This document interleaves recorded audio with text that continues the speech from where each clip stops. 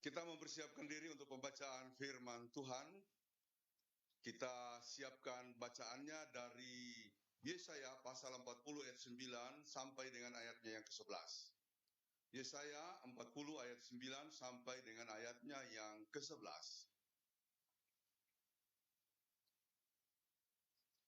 Sebelum kita membaca dan merenungkannya, mari kita berdoa, mohon bimbingan Roh Kudus. Kita berdoa. Bapa di sorga, kami akan merenungkan firman-Mu untuk menghayati kasih setia Allah di minggu Advent yang kedua ini. Urapilah kami dengan kuat kuasa Roh-Mu yang kudus, sehingga oleh hikmat-Nya kami dimampukan mengerti kehendak Tuhan, dan terutama menghayati arti dari kasih setia Tuhan atas umat-Mu. Tuhan, bukalah seluruh ruang dan hati kami dengan kekuatan-Mu, supaya kami hanya mendengarkan sabda Allah yang menghidupkan itu, dalam nama Tuhan Yesus. Amin.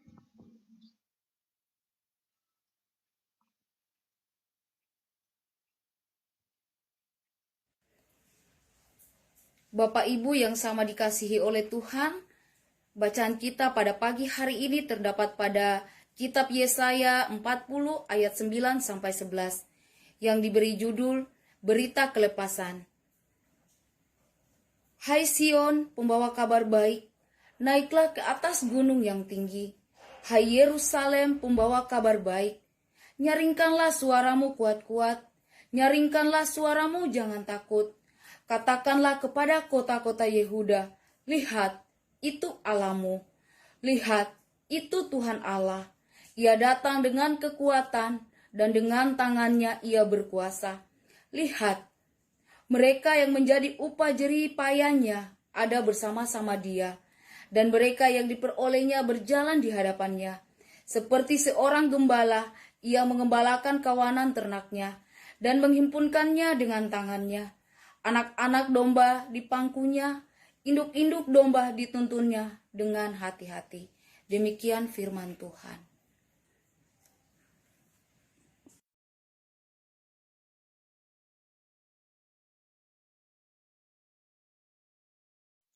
Demikianlah firman Tuhan, terpujilah Tuhan Yesus Kristus, Maranatha.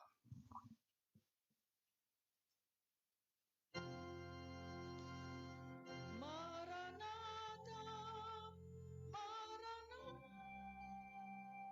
Maranatha.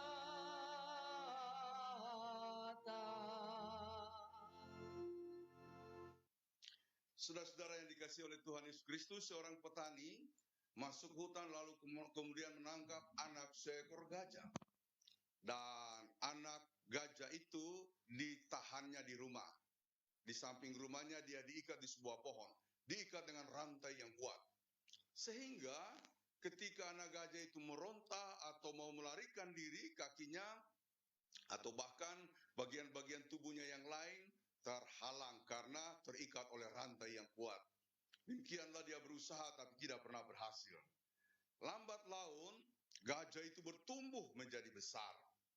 Sampai suatu ketika sang petani mengganti rantai itu dengan tali biasa. Saudara-saudara, dalam imaji atau dalam image, dalam pikiran sang anak gajah yang sudah bertumbuh besar itu, dia sudah diikat dengan rantai yang besar. Walaupun tali yang tadinya adalah rantai diganti dengan tali yang biasa, dia lalu tetap beranggapan bahwa dia tidak akan bisa untuk bebas. Meronta sekuat apapun dia tidak bebas. Akibatnya adalah ia hanya berputar-putar di kisaran tali. Sejauh tali itu mengikatnya, hanya seperti itulah ruang geraknya. Karena dalam pikirannya, dia tidak mungkin bebas oleh ikatan tali yang kuat. Saudara-saudara yang dikasihi oleh Tuhan Yesus Kristus, ini menggambarkan jika kita berada dalam suatu himpitan, seringkali kesan himpitan yang besar itu begitu kuatnya mempengaruhi jiwa. Sehingga banyak dari kita mengatakan, saya tidak sanggup lagi, saya tidak bisa lagi, saya tidak dapat melakukan apa-apa. Dan meskipun dia sudah diberikan kemampuan, pertumbuhan dan kekuatan, sehingga beban yang tadi besar lalu kemudian tampak kecil, dia tetap merasa tidak mampu, saudara-saudara. Ini mengajarkan kepada kita supaya kita tetap melihat hidup ini dalam bingkai Kristus atau bingkai kasih Allah. Karena Dia tidak pernah membiarkan kita terus dalam ikatan penderitaan, apalagi ikatan-ikatan oleh beban-beban yang lain. Saudara-saudara, masa pandemi ini akan memberikan dampak ketika kita menjalaninya sebagai suatu masa yang penuh dengan tekanan, baik jiwa maupun jasmani kita, karena banyak orang mengalami beban, mendapatkan masalah, contoh konkret di-resign atau kemudian ada yang kehilangan sama sekali sumber pendapatannya. Ini sudah lama kita jalani, dari Maret sampai Desember. Dulu seperti yang sering saya singgung, para pengamat mengatakan bulan Agustus itu sudah akan melandai, bahkan sudah akan turun, ternyata makin banyak. Oleh karena itu, saudara-saudaraku, tetap melaksanakan 3M, memakai masker, mencuci tangan, dan menjaga jarak. Ya, tetap lakukan. Dan hindari kerumunan. Kemarin memang kita beribadah Natal di Anjungan, Sulawesi Tengah, kerjasama atau kita mendapatkan dukungan dari kantor penghubung Provinsi Sulawesi Tengah, serta dari Kepala Anjungan, sehingga kita boleh merayakan Natal. Nah, ibadah Natal kemarin adalah live streaming, tetapi juga ada yang hadir dalam jumlah yang sangat terbatas. Itu adalah para petugas, panitia, dan juga yang menerima sembako. Menerima sembako pun tidak bisa hadir semuanya. Oleh karena kita betul-betul harus mematuhi protokol kesehatan. Ada petugas yang datang kemarin memeriksa kita, sehingga mereka mengatakan kalau begini kondisinya boleh. Jadi tetap jaga jarak, cuci tangan, dan juga pakai masker kemana-mana kita pergi. Saudara-saudara, salah satu efek daripada kondisi berat ini adalah pikiran kita ikut terkungkung. Mungkin nanti sesudah ini kita merasa tidak mampu lagi untuk melakukan apa-apa karena kita berada dalam kondisi yang lama. Sehingga kemudian banyak hal yang tadinya bisa kita lakukan dengan sekuat tenaga kita atau dengan keterbukaan pikiran kita, lalu kemudian tidak lagi kita lakukan. Ini adalah pengalaman orang-orang Israel. Saudara-saudara, saya tidak perlu menjelaskan bagaimana mereka lalu kemudian dibuang ke Babel. Tapi kehidupan mereka selama di Babel itu menderita, namanya juga sebagai budak. Ketika mereka mengalami pembebasan Tuhan melalui tangan Kores dari Persia, sehingga mereka bisa diizinkan untuk pulang ke Yerusalem, banyak orang tidak mau pulang. Banyak orang berpikir mengapa kita harus kembali, karena pikirannya sudah terkungkung. Mereka sudah lama hidup sebagai orang yang diperbudak, bahkan juga hidup dalam penderitaan, sehingga untuk kemudian kembali ke negerinya, ketika Tuhan sudah membuka jalan, mereka tidak berani lagi. Mereka tidak sanggup lagi. Karena itulah seruan Yesaya ini dikatakan, lihat Allahmu, Dia yang akan membimbing dan membebaskan engkau. Saudara-saudara, ketika pandemi ini begitu kuatnya mempengaruhi jiwa kita, lihat Allahmu. Dan pada masa-masa Advent ini kita ajarkan untuk melihat Tuhan melalui Kristus. Dia yang datang untuk menyelamatkan kita. Dialah sumber kekuatan kita. Dan hari ini adalah tema untuk kita. Dia adalah gembala yang sejati. Jadi seperti yang terus-menerus saya suarakan, jangan menyerah. Jangan patah semangat apapun kondisinya. Bertahan dalam iman dan kita berharap akan mampu melampaui masa-masa ini dengan iman. Sehingga seperti beberapa minggu yang lalu khotbah saya menekankan, contoh-contoh orang beriman, karena iman mereka melakukan ini, karena iman Nuh kemudian tetap melakukan pembuatan kapal di atas gunung, walaupun dicemooh oleh orang. Karena iman Abraham lalu dikenal sebagai orang yang sungguh sangat diberkati. Karena iman Habel memberikan persembahan yang terbaik kepada Tuhan melebihi persembahan kain. Karena iman juga kita akan disebut orang-orang yang bisa bertahan dan melampaui kondisi berat ini, terutama dalam masa pandemi. Jangan menyerah, saudara-saudara. Jadi, lihatlah, saudara-saudara, memang dia adalah gembala. Gembala yang kemudian dikatakan akan membimbing menyertai kita dalam seluruh kehidupan kita. Apalagi dalam Mazmur 23 itu ada mazmur atau syair mengenai gembala. Ya, Tuhan adalah gembalaku, takkan kekurangan aku. Dia akan membimbing kita ke air yang tenang, bahkan membawa kita ke rumput yang hijau. Tongkat dan gada Tuhan akan menjadi daripada segala ancaman yang ada. Dia akan membimbing kita di hadapan musuh-musuh kita pun. Kita akan tetap bisa menikmati berkat-berkat Tuhan. Jadi inilah pesan penting di Minggu Advent yang kedua ini. Lihatlah Allahmu. Dia adalah gembala yang akan memimpin kita. Saudara-saudara, gembala itu banyak. Ada gembala yang hanya mencari makan dari tugas gembalanya. Tapi ada gembala yang betul-betul memelihara gembalaannya. Karena itu saya dalam renungan-renungan terkait dengan gembala menempatkan satu hal yang utama dari seorang gembala, kepekaannya. Saudara-saudara, seorang gembala yang tulus sejati, dia punya kepekaan yang tinggi tentang kawanan domba atau kawanan ternak yang digembalakannya. Dia tahu mana gembala yang sakit, dia tahu mana gembala yang balelo, dia tahu mana domba atau ternak yang sakit, yang balelo, yang bandel, dia tahu. Nah, tetapi ketika ada yang lari, dia akan cari. Dia tahu apakah sudah terkumpul semuanya atau tidak. Dia tidak akan kembali ke kandang untuk menggiring domba-dombanya sebelum mendapatkan yang hilang. Dia akan cari. Ini kepekaan seorang gembala. Karena itu pendeta, pastor disebut gembala. Seperti kita di GKST, para pendeta yang memimpin jemaat disebut gembala. Karena kita diharapkan punya kepekaan. Atau jabatan pendeta itu, pendeta ini kan istilah yang mengandung suatu paham bahwa seorang pendeta itu seorang yang bijak, seorang yang berhikmat. Nah, karena itu kita disebut sebagai pendeta. Tetapi kekuatan dari seorang yang bijak dan kemudian berhikmat, katakanlah kami sebagai pendeta atau pastor atau siapapun yang menggembalakan jemaat, diharapkan akan mewujudkan fungsi dirinya sebagai gembala. Bukan lari dari kenyataan atau bukan lari dari sesuatu yang berat, ya. Jadi the last to leave the ship itu prinsip nakoda, paling terakhir untuk meninggalkan kapal kalau tenggelam. Banyak orang mengalami masalah, dia duluan. Saya kira juga banyak gembala pasti ya. Kalau ada masalah malah dia lari, tidak punya kepekaan, dia duluan yang menyelamatkan diri ya. Saya ingat sekali salah seorang pendeta GKST namanya pendeta James Mamahit, senior saya.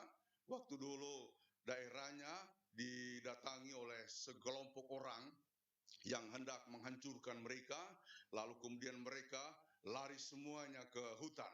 Ini tuturan yang saya terima langsung dari beliau.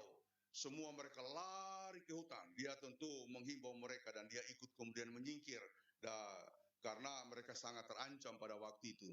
Tetapi ketika berada di hutan, dia lalu ingat ada seorang opah. Nah, dia bilang, saya harus kembali. Dia pergi ke kampung,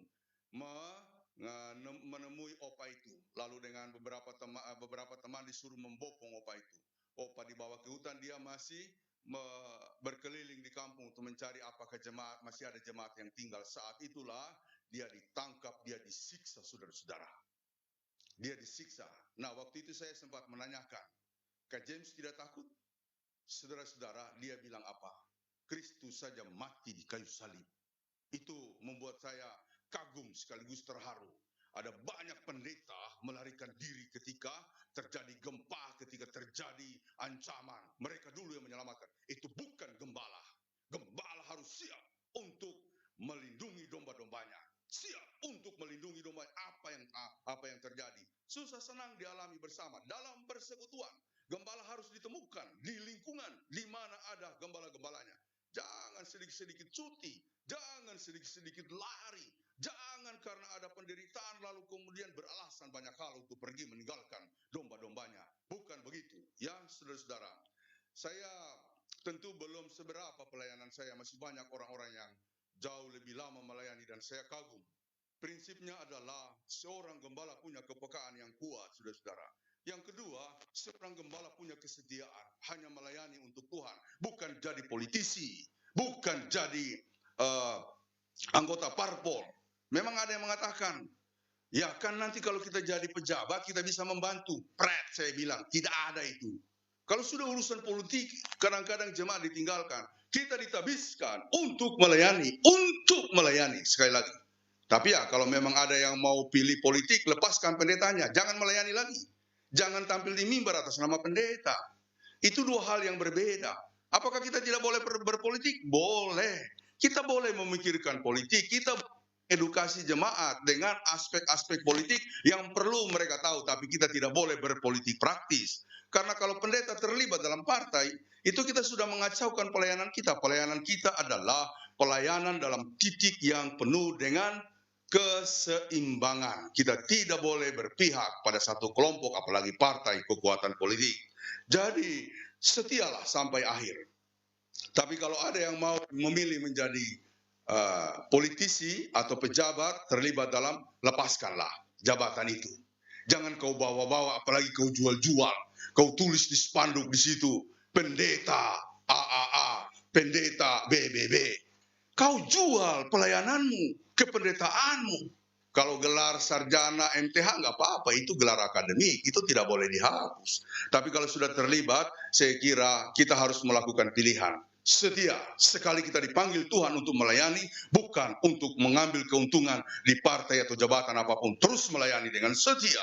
Yang ketiga, saudara-saudara, aspek yang disebut gembala, yang ada pada diri gembala adalah pengorbanan.